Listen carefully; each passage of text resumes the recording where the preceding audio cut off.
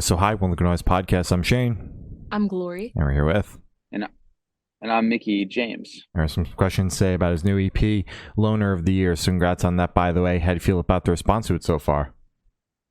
I feel great. I'm happy it's finally out. I've been working on those songs for like let's say 2.5, 3 years. So it feels good to finally have them all together as a body of work into the world. And I feel like the response has been great. There's some songs more than others that people have been really receptive to that has been kind of surprising, which is great.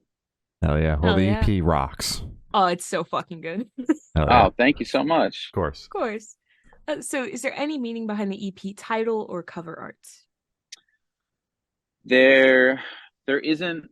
Well, I wrote the title "Loner of the Year" a few years ago, and I was trying to write a song around the title.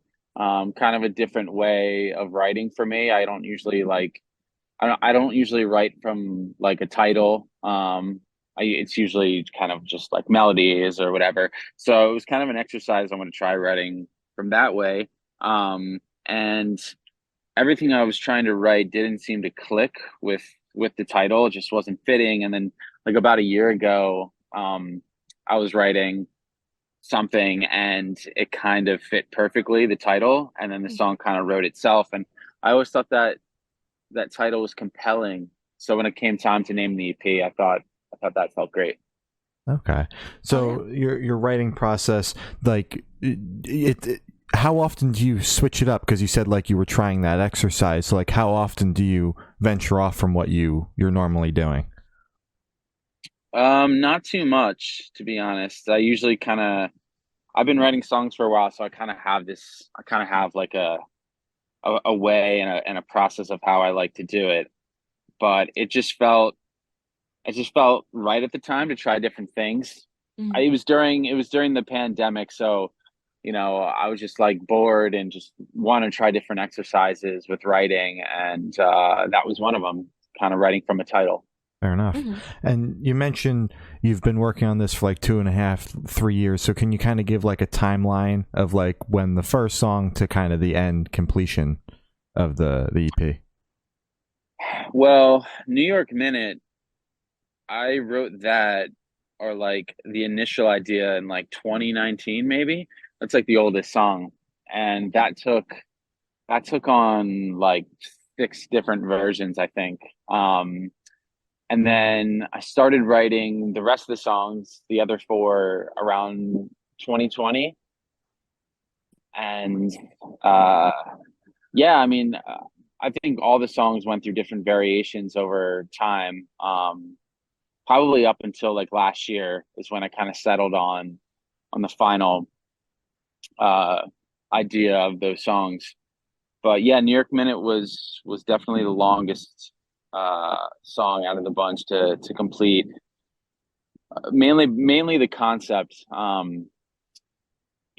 think we rewrote the concept like 4 or 5 times. So once we finally landed on what we wanted to say, it felt great because I love that song. Hell yeah. For sure. And just going back to writing a song from a title, did you find that more difficult versus your regular thing? And was it more, I guess, is this was it something a way for you to just kind of add something to your belt of just ways that you could write songs, or was it just kind of like a one-time thing? Kind of like a one-time thing. Mm. And I definitely found it more difficult again because I'm so used to writing, from just melodies or like an instrumental. Mhm. But I found it was challenging, but I kept trying it anyway. Even today, I still kind of try and flex that muscle. Yeah. Um, but yeah, I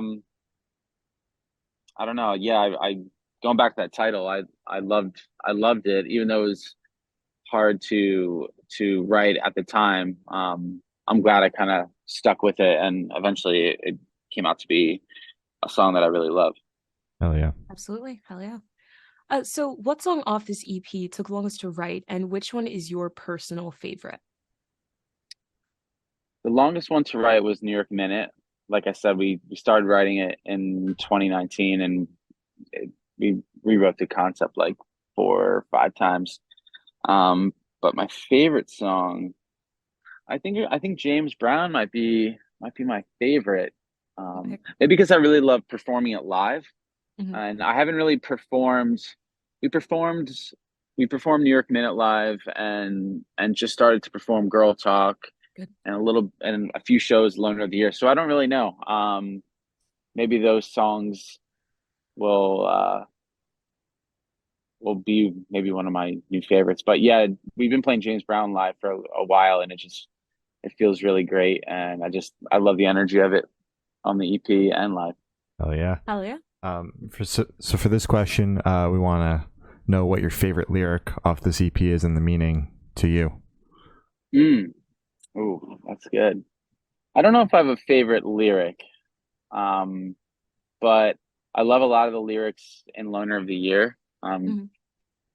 Obviously, it's a personal song, and um, I was trying to write that song so many times, and when I finally landed on it, it felt really great. And um, yeah, I mean, I started writing it during the pandemic, so I think at that time, everybody was in a very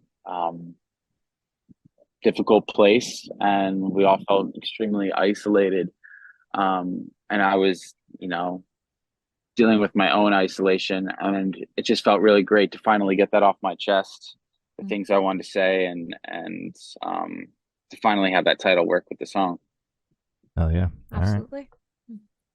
So would you be able to tell us where your headspace is at while you're creating this EP? My headspace, it was pretty, it was a very isolating experience because I was writing it during the pandemic Mhm. and by myself, and a lot of Zoom collaborations with my producers, which was kind of a bummer and unfortunate because I love being in the studio and I love being face to face and working that way. But yeah, pretty isolating experience. Um, but some things I learned from that were learning how to kind of produce my own work, Mhm. which I didn't really know how to do. Before that, it was more just writing and going in the studio and have them produce it. So isolating, but I learned a lot from it. Oh yeah. For sure. Were you ever able to adjust to like the Zoom writing session, or was it just like you were just waiting for that part of the world to fucking end? I mean, after the first year, I got pretty used to it. I mean, actually did a lot of Zoom sessions. So, yeah, I was getting used to it, but I couldn't wait to be in a studio again, Yeah, you know, writing face to face. Absolutely. absolutely. So how do you recommend your fans to listen to CP for the first time? Should you in the car with friends and dark with headphones on? Is workout EP, party EP? What do you personally recommend? I think it's like a party record for the loners. So you can either be by yourself driving in your car or in your room or share the experience with friends. I think sharing the experience with other people would be the best way to listen, I think. Hell yeah. Absolutely. Love that. So this one should be super, super quick off the top of your head. I want you to describe this EP for new listeners in 3 words, no more, no less. Exciting, Hmm. sad, Hmm. glittery. Exciting, sad, glittery. Okay. One of these is not like the other. Gotcha. Okay. So in Yeah, that same train of thought, is there a certain feeling or emotion you want listeners to have while going through the EP? I can't. It's hard for me to tell people how they should feel when they listen to it. Um, yeah, I mean, I think as a writer, my I've always tried to write songs. I've always tried to put the medicine in the mashed potatoes, if that makes sense. I always Hmm. try to cover it. You have to kind of dig to hear what I'm saying, and I like to disguise it in pop songs Mhm. So, yeah, I think the best way to describe it, like I said before, is kind of like a an uplifting party record for people that might feel alone. Hmm. Oh yeah. Okay, love that. So, are you able to touch on any particularly challenging or standout moments from the creation of this EP, positive or negative? I think writing it, of course, was like a standout thing Mhm. because of where I was at, where we were all at, and you know the isolating experience. Um, I think the positive. I don't know. I think the overall feeling of these songs feels positive, even though I'm touching upon a lot of maybe like subdued topics. Like I think it feels.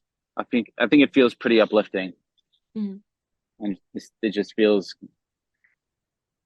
celebratory sonically. Yeah. So was that kind of what you were trying to manifest for yourself, like when you were writing this, like have a positive experience even though you were feeling down, and like you were doing that through the song? Yeah, yeah. I think because I was writing a lot of this by myself, I tried to channel maybe the optimism in the sonics, and then kind of actually how I was feeling deep down in the lyrics. That makes sense. Makes sense. So for this question, we want you to picture you're on tour, you're at a gas station for a rest stop. What is your snack of choice?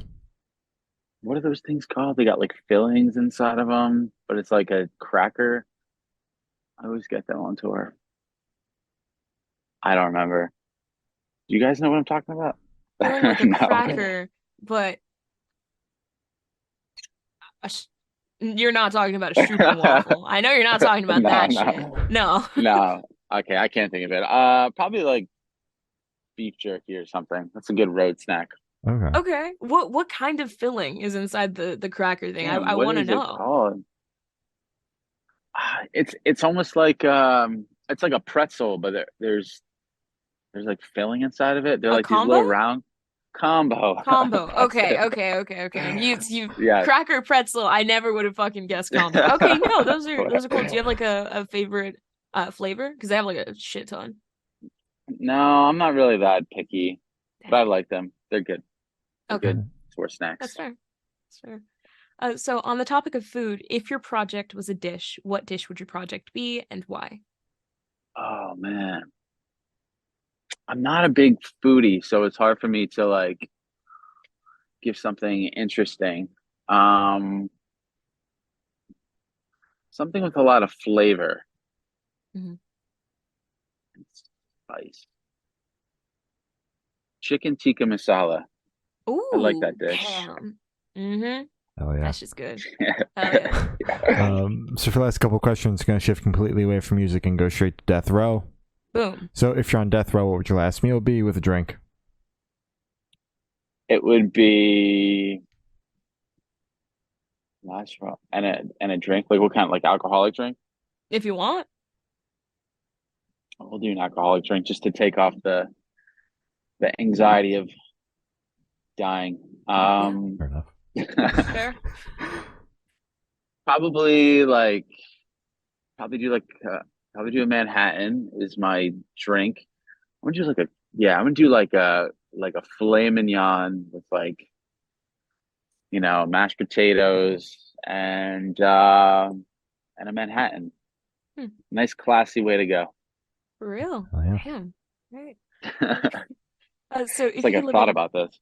no, it's like you had this shit written already, man. So if you could live in one fictional world for a week, where would you live? Have you guys ever seen the movie Hook? Yes, That Neverland. that's That's where pretty I'm gonna cool. live.